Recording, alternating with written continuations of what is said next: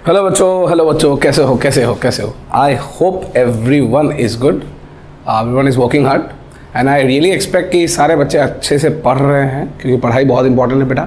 कुछ भी करो, पढ़ाई के सिवाय आपको कुछ करना नहीं है। आपको पूरा अध्ययन करना है, कैसे भी करके रिजल्ट्स भी निकालने हैं। एग्ज़ाम्स बहुत दिन ज़्यादा नहीं है, तो हम लोग पढ़ते जाएंगे जब तक हम लोग का रिजल्ट अच्छा नहीं होगा। तो ज़्यादा समय ना वेस्ट करते, आज के बहुत इंपॉर्टेंट लेक्चर्स के ऊपर थोड़ा ध्यान देते हैं बच्चों। आज का मेन टॉपिक होगा आपका factors affecting the electrode potential. EP का मतलब आपको पता ही है कि मैंने पिछले क्लास में बताया था कि ईपी का मतलब कुछ और नहीं होता है, इलेक्ट्रोड पोटेंशियल होता है। दूसरा है बहुत ही फेमस, आज का टॉपिक बहुत इंपॉर्टेंट है क्योंकि आज से शुरुआत होगी आपकी पूरी ब्रह्मास्त्र, that is your Nernst equation. तीसरा है half cells, cell reactions and their representations. ठीक है, ये पांचवा लेक्चर है। तो चलिए बच्चों, समय ना वेस्ट करते हुए हम लोग पहले ही पॉइंट पे आ जाते हैं। आज का जो मेन टॉपिक है वो है factors affecting the electrode potential.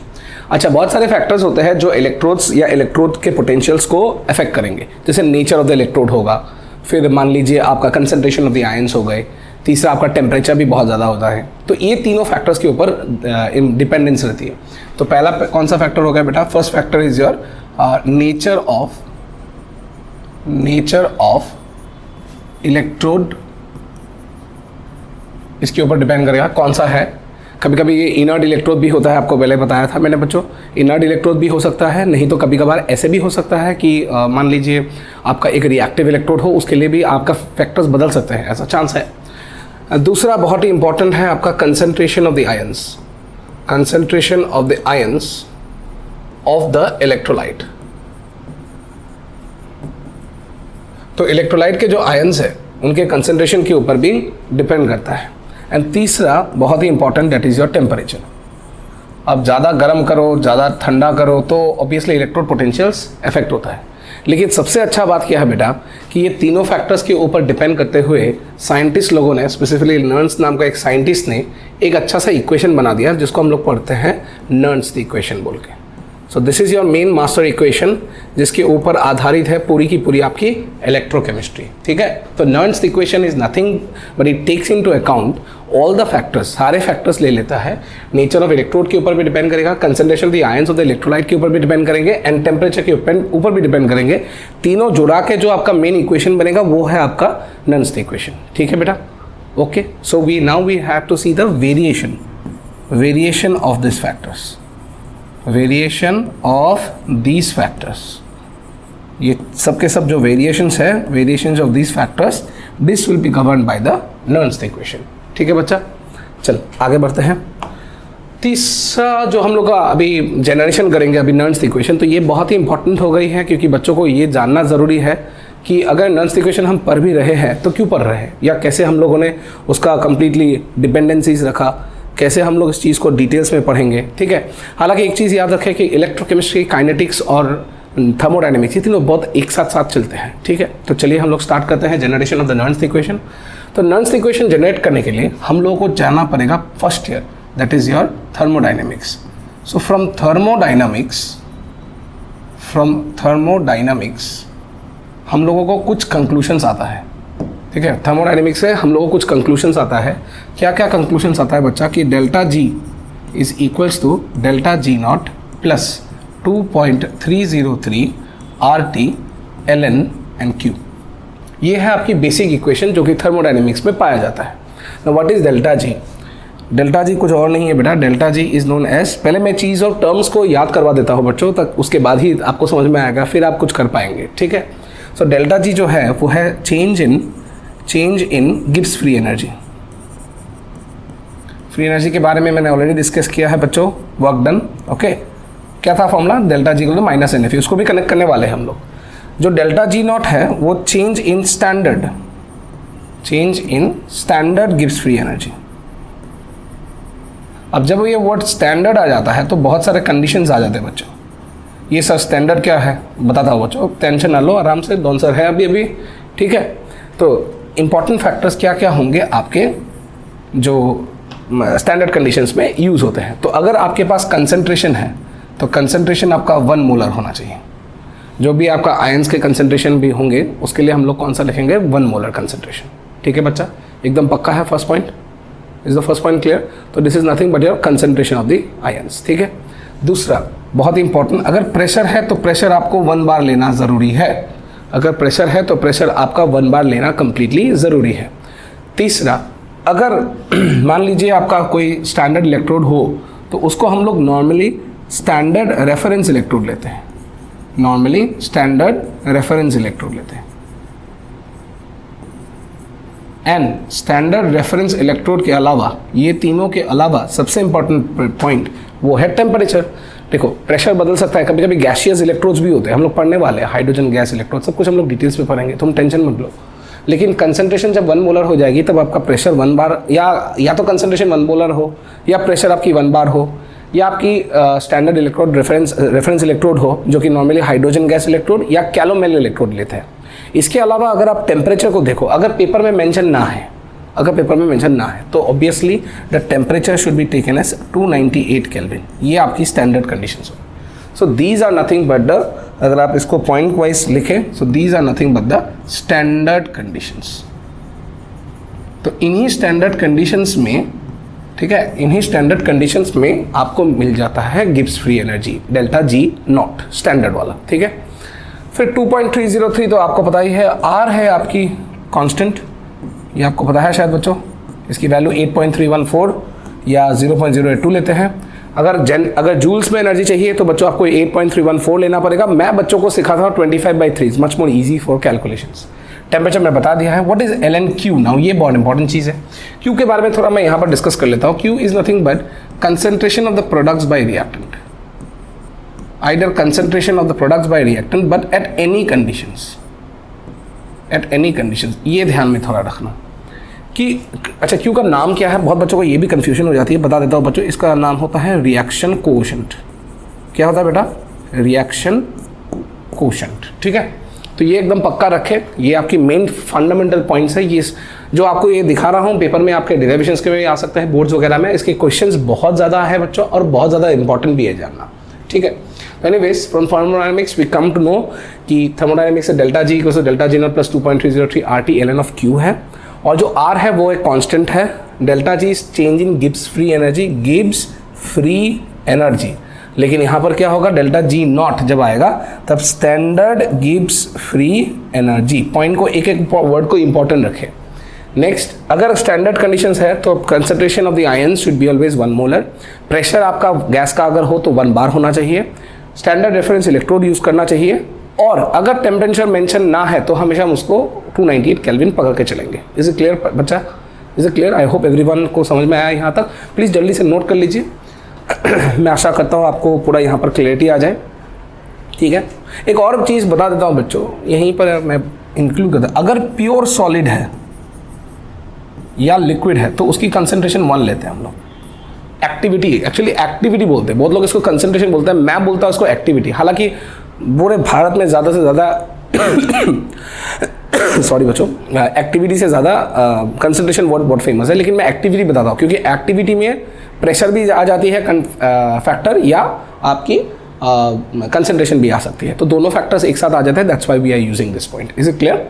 आगे बढ़े, चलो सही है। तो अगर हम लोगों को ये चीज़ बेसिक वाला चीज़ पता चल जाएगा तो obviously I will be moving to one more step forward, ठीक है। तो मैं यहाँ ले लेता हूँ कि हम लोगों ने पिछले क्लासेस है फ्रॉम लास्ट क्लास हम लोगों ने एक चीज़ पूरा कंफर्म कर ली थी बच्चों कि जो डेल्टा जी है, this is equals to -NF/NE।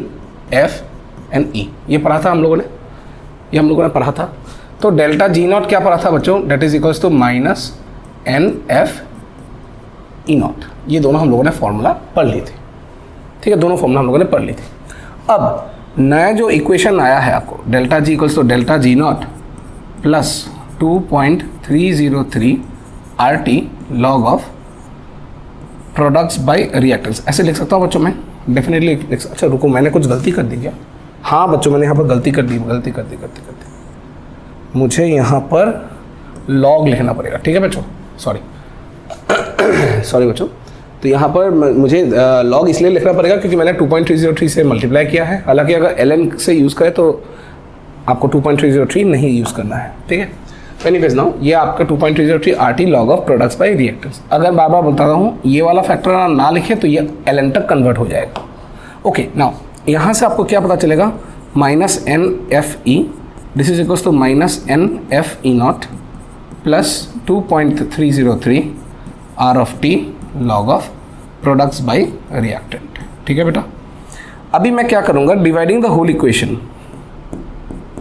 Dividing the whole equation, मैं इक्वेशन 1 मान लेता हूँ उसको, whole equation by minus N F, इस फैक्टर से मैं डिवाइड कर देता हूँ। तो ये क्या हो जाएगा बेटा, ये बन जाएंगे ई, ये बन जाएंगे E naught, this is equal to minus हो जाएगा 2.303 R T by N F log of products concentration by reactant concentration. और ये कुछ और नहीं है बेटा, ये कुछ और नहीं है, यही है वो फॉर्मूला जो तुम डिटेल से पढ़ना चाहते हो थोड़ा। ठीक है, यही है आपका बेसिक फॉर्मूला, यही है आपका वो फॉर्मूला जो आप डिटेल से थोड़ा पढ़ना चाहते हो। ठीक, तो ये ध्यान में नोट कर ले बच्चों, यही है आपका Nernst equation, E is equals to E not minus 2.303 R T by N F log of products by reactant. पूरा क्लियर है बच्चों, सारे क्लियर है? तो चलो, अगर प्रैक्टिकली आपको देखा जाए तो आपने यहाँ पर डिराइवेशन कर ली है, पूरा ख़त्म आराम से आपने कर ली। तो ये आपकी बेसिक वाली नर्न्स इक्वेशन है, तो लिख लीजिए बच्चों आराम से। हो गया, तो यहाँ पर आपको दो चीज़ मिल रहा होगा, one is capital E, one is E naught. जो कैपिटल ई बेटा है वो है आपका general EMF, general EMF. EMF का फुल फॉर्म क्या होता है बच्चों, फिजिक्स में आपको आता होगा, electromotive force, that is not voltage और potential, that is the total output of the particular battery और द सेल। ठीक है, inclusive of the internal resistance के साथ जो वैल्यू आप ले लेते हैं। ई नॉट का मतलब क्या होगा आपको, यहाँ पर आप यहाँ पर स्टैंडर्ड ईएमएफ लिखेंगे। क्या लिखेंगे बच्चों, standard EMF. Now very technically important thing that I would like to see now, ये जो ई और ई नॉट है, इनमें से एक दो चीज़ इंपॉर्टेंट है। ई नॉट जो है वो कांस्टेंट होता है and it is given in paper and it is provided. ठीक है, इट इज प्रोवाइडेड। हालांकि जो ई है that is variable and normally must be calculated and must be calculated. तो आपको पेपर्स वगैरह में ज़्यादा से ज़्यादा केस में ई नॉट कैलकुलेट करने नहीं आता बेटा, आपको ई कैलकुलेट करना आता है। ठीक है, तो ई एंड ई नॉट में आप लोग यहाँ से ऐसे डिस्कस कर सकते हैं। पक्का पूरा क्लियर है बच्चों? चलो लिख लो। अब एकदम टेंशन ना लें बच्चों, हम लोग जब पढ़ रहे हैं हम लोग डिटेल से ही पढ़ेंगे, इसका एक्सपांशन भी अभी करने वाले हैं। ये मेन मास्टर इक्वेशन हो गया, इसको हम लोग थोड़ा भी डिटेल्स में पढ़ेंगे। ठीक है, तो यहाँ पर मैं एक स्लाइड ऐड कर देता हूँ। हाँ, तो अभी हम लोगों ने कंप्लीटली ये तो पता चल चुका है कि E की जो वैल्यू है that is nothing but E not minus 2.303 R T by N F log of products by reactant ना। अब यहाँ से एक इंपॉर्टेंट चीज़ निकल के आता है कि if the values are put, आपको अगर R की वैल्यू मैंने 8.314 डाल दी जो कि जूल पर केल्विन पर मोल होती है, टेम्परेचर की वैल्यू मैंने बताया था आपको, अगर मेंशन ना हो तो 298 केल्विन डालते हैं, F 96500 Coulomb's I have already discussed. ठीक है, ये तीनों अगर वैल्यू मैं पुट करता हूँ, ये तीनों जो वैल्यूज़ है मैं इस इक्वेशन में पुट करता हूँ, तब जाके आपका E की जो वैल्यू है that becomes E not minus 0.0591 by N log of products concentration by reactant concentration. This is the basic formula that I get to know. So this is the basic formula that I get to know. So ये आपका एक और formula आ चुका है। अब much more easier pattern आप बोल सकते हो, जहाँ पर E is nothing but the general EMF, E not is nothing but the standard EMF। ये आपको कैलकुलेट करना भी हो सकता है, may be provided, but majority cases में अगर आपको नर्न्स इक्वेशन के साथ यूज़ कर रहे हो तो obviously you will be provided with E naught, majority cases में minus 0.0591 by N log of products by reactant. ये ध्यान में रखो, ये सॉरी बच्चा, ये आपका प्रोडक्ट बाय रिएक्टेंट हो गया। अब यहाँ प्रोडक्ट बाय रिएक्टेंट कुछ भी हो सकता है बच्चों, कंसंट्रेशन हो सकता है, पार्शियल प्रेशर हो सकता है, कुछ भी हो सकता है। ये दोनों में से ज़्यादा से इसलिए लेते हैं, कंसंट्रेशन आप सॉल्यूशंस के लिए लोगे एंड गैसियस सिस्टम्स के लिए आप प्रेशर लेते हो। ठीक है बेटा, पूरा क्लियर है सारे बच्चे? चलो पक्का ले लो बच्चों, यहाँ पर this a shorter version of this one. ठीक है, I hope everyone is clear. So now this is the basic formula. However मैं एंट्रेंस के लिए बच्चों को ये बोलता हूँ कि आप इसको ना यूज़ करके आप दूसरा वाला भी यूज़ कर सकते हो, is equals to E not minus 0.06 by N log of products by reactant. आप ये भी यूज़ कर सकते हो बेटा, कोई आपत्तिजनक बात नहीं है इसमें। Where N is nothing but the number of electrons and basically this is the LCM of the anode and cathode part, anode and the cathode part, ठीक है। So this is normally the LCM of the anode and the cathode part, ठीक है। Okay चलो आगे बढ़ते हैं बच्चों। अच्छा, graphs of the Nernst equation. अगर बच्चा पार्टी आपको ना ग्राफ भी दे सकते हैं बच्चों, एंड रेडी रहो, ग्राफ तो पेपर में आना ही है, आप प्रैक्टिस भी करोगे बहुत। चलो को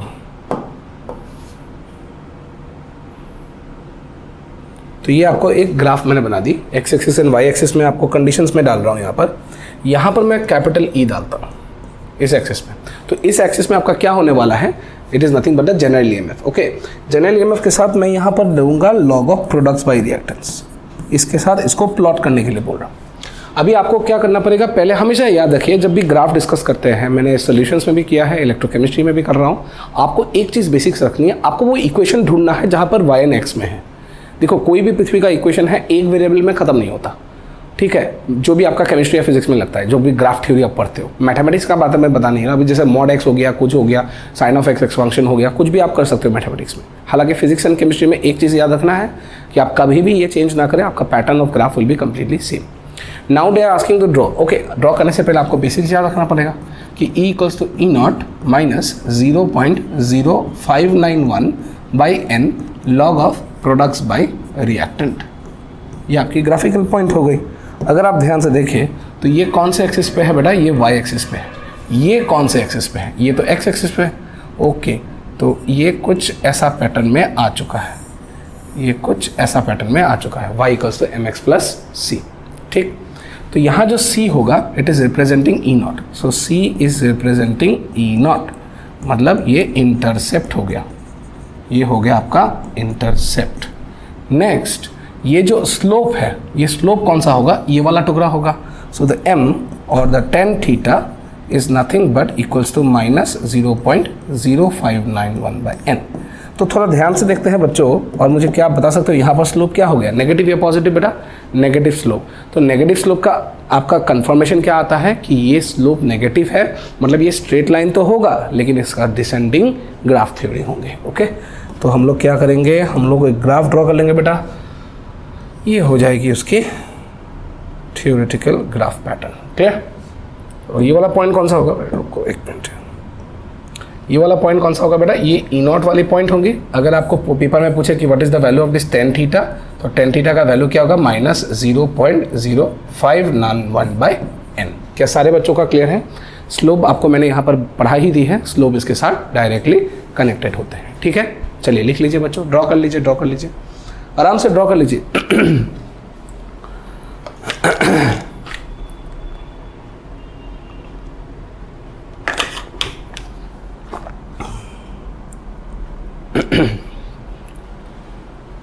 हो गया बच्चों?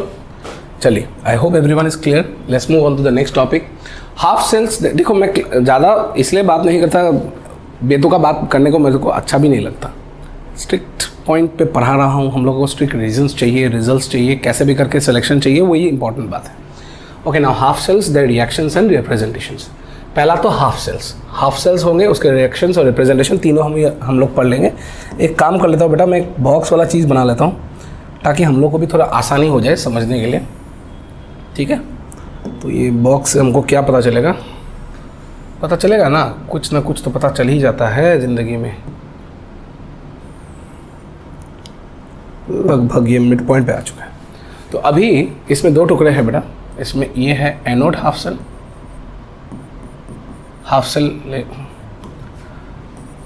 एनोड हाफ सेल, और ये हो जाएगा बेटा आपका cathode half cell, anode half cell and cathode half cell, ठीक है। तो कुछ पॉइंट्स इसके बीच में पेपर में आपके पूछ सकते हैं कि मतलब what is the right the differences between the anode and the cathode half cell. तो आपको उसमें पूरा गौर तालाब से देखना पड़ेगा कि डिटेल्स में आप क्वेश्चन करें, ठीक। सो पहला पॉइंट, जो एनोड हाफ सेल होगा बेटा, जो ध्यान से सुने हाँ बच्चों, जो एनोड हाफ सेल होगा उसमें ज़्यादा कुछ प्रॉब्लम नहीं होंगे। प्रॉब्लम ये होगा कि एनोड हाफ सेल में it is going to get connected to many things. Okay, so first of all this is a negative terminal, ये एक आपका नेगेटिव टर्मिनल हो गया। तो यहाँ पर ये क्या लिखेंगे हम लोग, पॉजिटिव टर्मिनल। ये क्या हो जाएगा बच्चों, एक पॉजिटिव टर्मिनल। ठीक है। दूसरा, एनोड में हमेशा oxidation takes place, oxidation takes place, और कैथोड में हमको क्या होगा, हमेशा रिडक्शन टेक्स प्लेस। ठीक है। एक में नेगेटिव टर्मिनल, एक में पॉजिटिव टर्मिनल, साइन बदल देता है।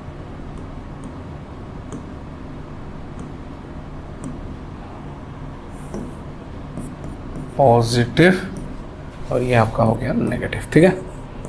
और तीसरा सबसे इंपॉर्टेंट पॉइंट ये है कि this is normally present in the left hand side of the cell, left side of the cell. हालांकि मैंने पहले भी बताया है ये हमेशा परफेक्ट नहीं होता, and this is always present in the right half of the cell, right half of the cell. ठीक है, it is present in the right half of the cell. सारे बच्चों का क्लियर है? चलो चलो, everyone is clear? I hope everyone is getting clear. So these are the basic definitions of your half cell. और किसी भी हाफ सेल को हम लोग जब रिप्रेजेंट करेंगे, वो रिप्रेजेंटेशन का या रिएक्शन का पैटर्न भी अभी देखने वाला है बच्चों, जल्दी से नोट कर लो इस चीज को।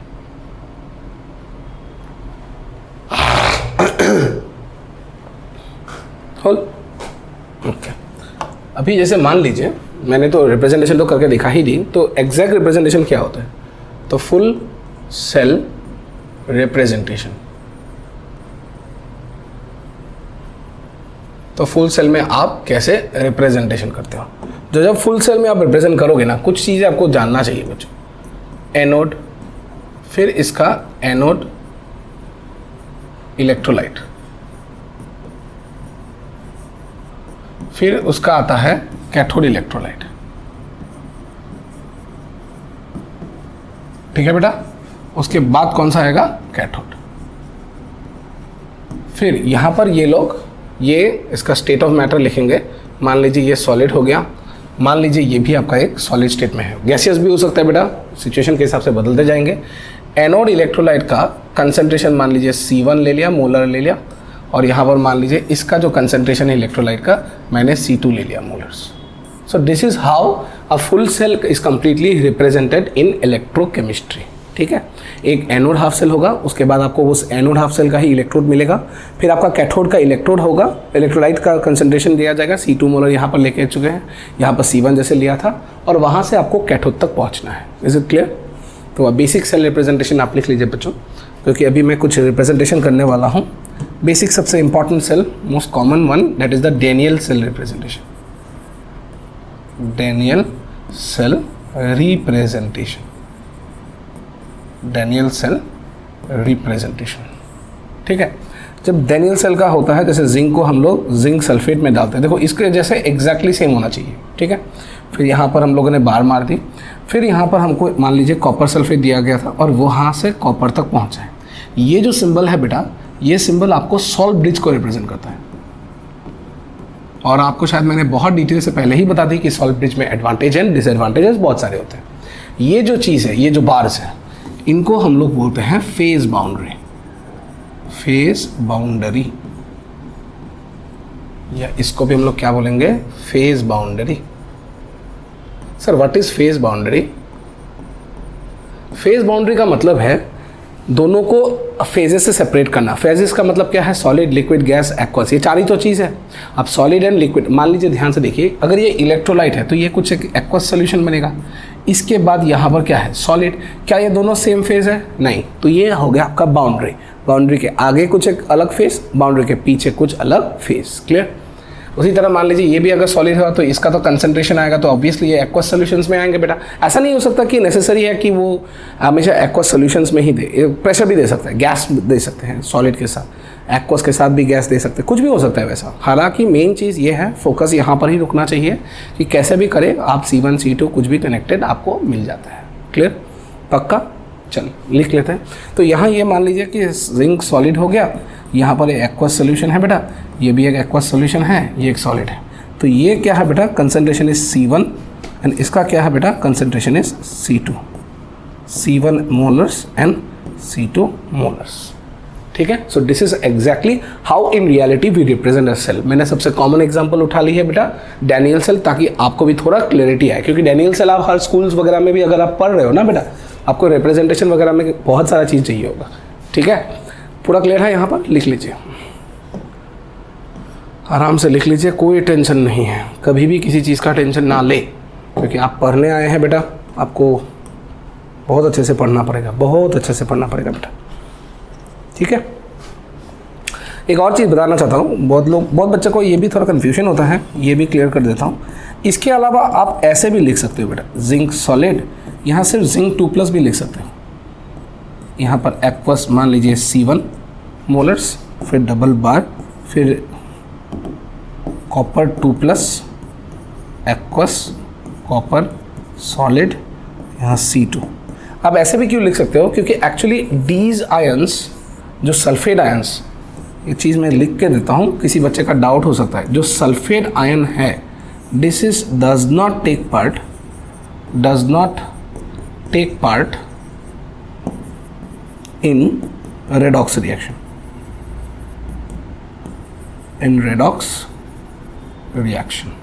Sulphate ion does not take part in redox reaction, ये पॉसिबल ही नहीं है। ठीक है, पक्का क्लियर पूरा, चल लिख ले। आई होप हो गया होगा। तो अभी हम लोग काम करते हैं, अभी इसका तो ये ले लिया है रिप्रेजेंटेशन, अब इसके रिएक्शंस को हम लोग देखते हैं। ठीक है, so now reactions of the reactions and representation.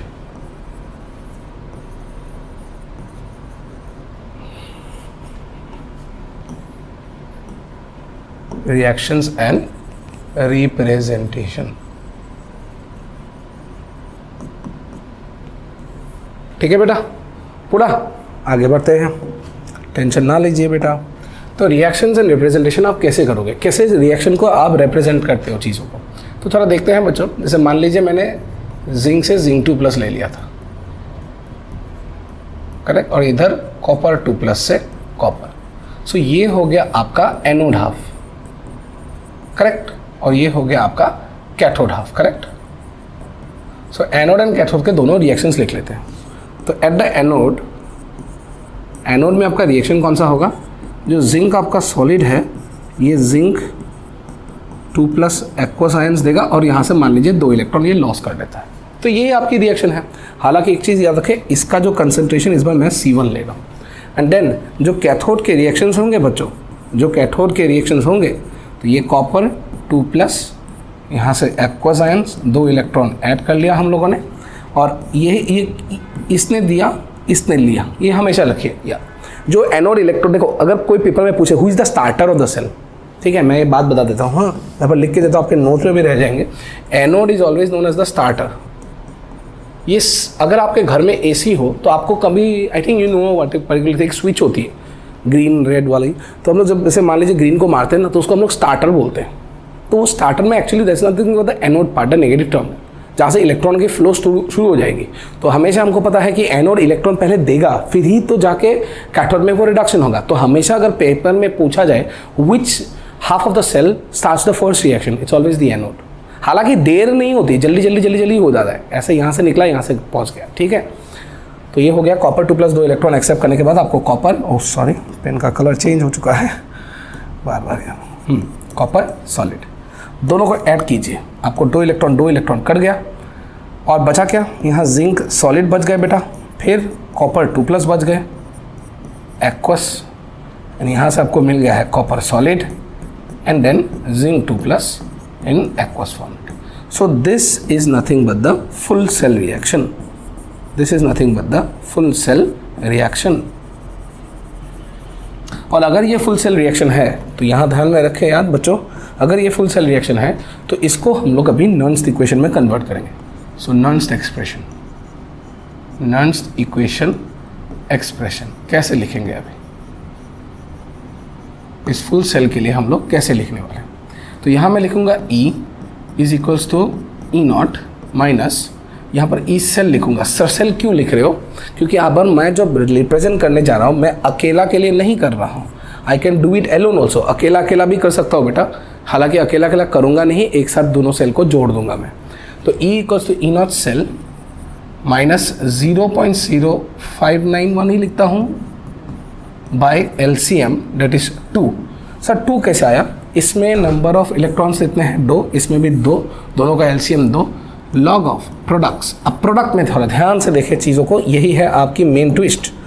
Product में कौन कौन है? कॉपर सॉलिड है, जिंक 2+। मैंने आपको बताया था, मैंने आपको आज ही बताया था बच्चों कि अगर आप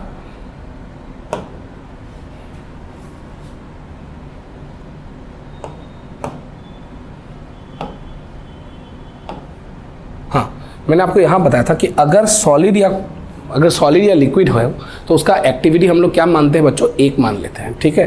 तो उसी तरह अगर आपको मैंने यहाँ पर ले ली है तो यहाँ पर जो यहाँ पर सॉलिड आ चुका है बेटा, तो सॉलिड के लिए उसका एक्टिविटी 1 ले लेंगे। तो यहाँ 1 लिखूँगा मैं, मल्टीप्लाइड बाय जिंक 2+, इसकी कंसंट्रेशन, ठीक है बेटा, जिंक 2+। नीचे क्या होगा? नीचे होगा रिएक्टेंस सेक्शन, तो इसका भी कंसंट्रेशन, इसका एक्टिविटी क्या लेना है? 1, इसका भी एक्टिविटी क्या लेना है? 1। हालांकि यहाँ पर तो कॉपर 2+ के रहेंगे, तो जिंक के लिए 1 लेना है बेटा, और इधर कॉपर 2+ आ गया। तो ये हो गई आपकी कंप्लीट इक्वेशन। तो यहाँ से आपको क्या मिल जाता है फाइनल एक्सप्रेशन कि E is equals to E naught, E cell is equals to E naught cell minus 0.0591 by 2 log of zinc 2+ के जो कंसंट्रेशन है बाय कॉपर 2+ के जो कंसंट्रेशन है। ये आपको मिल चुका है। हालांकि इससे भी थोड़ा इजी कर सकते हैं, मैं दिखा सकता हूँ। E naught cell minus 0.0591 by 2 log of, आप ध्यान से थोड़ा देखो, जिंक 2+ का आपने कंसंट्रेशन क्या लिया है? यहाँ पर जिंक 2+ का कंसंट्रेशन C1 लिया, एंड कॉपर 2+ का मैंने नहीं लिखा यहाँ पर, C2 लेंगे, ठीक है। कॉपर 2+ का C2 लेंगे, तो जिंक 2+ का आप C1 लोगे, इसका C2 लोगे,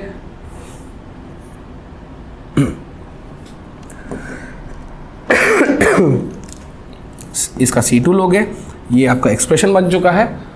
एंड दिस इज कंप्लीट नॉन्स equation pattern. Is it clear everybody? E is equals to E naught minus 0.0591 by LCM of the electrons of both the oxidation and reduction half, zinc 2+ by copper 2+, क्योंकि zinc 2+ product section में है, copper भी था, pure solid copper, लेकिन उसकी activity हम लोग 1 लेते हैं। फिर इसकी कॉपर 2+ जो कॉन्सेंट्रेशन है वो नीचे आएगा क्योंकि रिएक्टेंट सेक्शन में है। जिंक भी आना चाहिए था बेटा, लेकिन यहाँ पर सॉलिड होने के कारण ये नहीं आ रहा है। तो आई hope everyone is getting cleared, ठीक है। लिख लो जो कंप्लीटली, आराम से लिखो।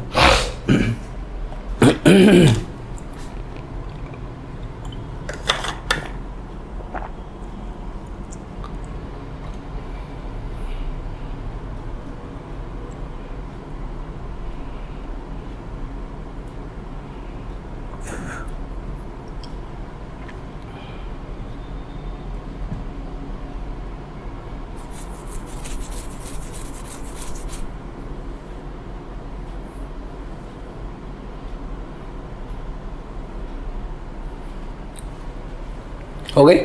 चलो, I think everyone is clear. अब आज का मेन डाउन का ट्रिक, अब ध्यान से देखें, ये चीज़ एंट्रेंस के लिए है, बहुत ज़्यादा इंपॉर्टेंट, बहुत साल से आ रहा है बेटो, ये एकदम इंपॉर्टेंट है, छोड़ना मत इसको। अब इसको, इसका आज का डाउन्स का ट्रिक है क्या, ये भी तो समझ लेते हैं। देखो, डाउन का आज ट्रिक ये है कि वो आपको डायरेक्ट बता देगा कि डाइल्यूट करने से सिस्टम्स में कैसे चेंज हो जाती है। जैसे अभी मान लेता हूँ, मैंने जो इक्वेशन लिखा था, जिंक, यहाँ से जिंक 2+ प्लस 2 इलेक्ट्रॉन्स, इसकी मैंने, ये तो आपका सॉलिड हो गया था, ये आपका एक्वस था, करेक्ट। इसका ऑक्सीडेशन पोटेंशियल लिखो तो EOP लिखना पड़ेगा, E not OP minus 0.0591 by, यहाँ पर number of electrons is 2 log of product में सिर्फ जिंक 2+ आएगा, और जो रिएक्टेंट सेक्शन है उसमें कुछ नहीं आएगा, 1, क्योंकि ये सॉलिड आ गया। तो ये तो कम्प्लीटली सॉलिड आ गया ना बेटा, ये तो सॉलिड है, सॉलिड के लिए यहाँ पर वैल्यू क्या है, 1। Is it clear?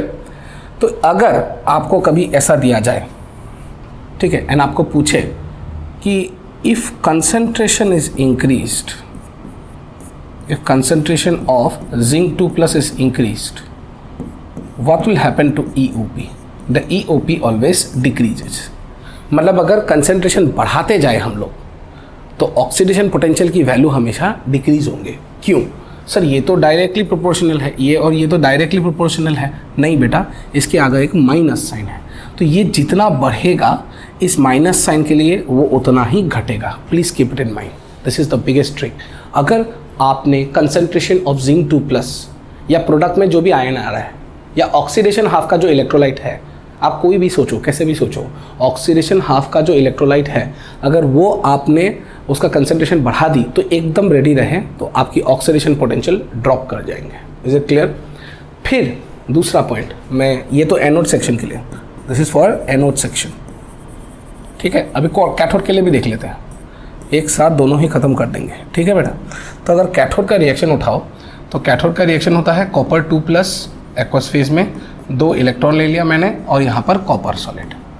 इसका अगर मैं लिखूँ तो ये तो मैं RP लिखूँगा बेटा, तो ERP is E0 RP minus 0.0591 by 2 number of electrons 2 होने के कारण लॉग ऑफ, अच्छा प्रोडक्ट में कौन है, सिर्फ कॉपर सॉलिड, तो 1 लेना पड़ेगा। इधर नीचे कॉपर 2+ के कंसंट्रेशन आ जाएंगे। अगर ये सत्य बात है, अगर ये सत्य बात है तो आपको ये चीज़ पता चलेगा कि if concentration of copper 2+ is increased, if concentration of copper 2+ is increased, then ERP also increases, ERP also increases। कैसे सर, ये और ये तो ऑपोजिट में है, इन्वर्स में है, ऐसा नहीं है बेटा। ये माइनस साइन फिर से होने के कारण ये आपकी फास्ट हो जाती है। या इसको थोड़ा अगर मॉडिफाई भी करके देखें तो आपको क्या मिलेगा, ERP is equals to E0 RP plus 0.0591 by 2 log of copper 2+। समझ में आया बच्चों, मैंने क्या किया, मैंने इस नीचे वाले कॉपर 2+ को ऊपर ले गया, उसके बाद मुझे ये माइनस साइन से कहाँ तक पहुँच गया हूँ मैं, प्लस साइन। ये आपको कंफर्म करता है कि कॉपर 2+ बढ़ाइए और रिडक्शन पोटेंशियल भी बढ़ता जाएगा।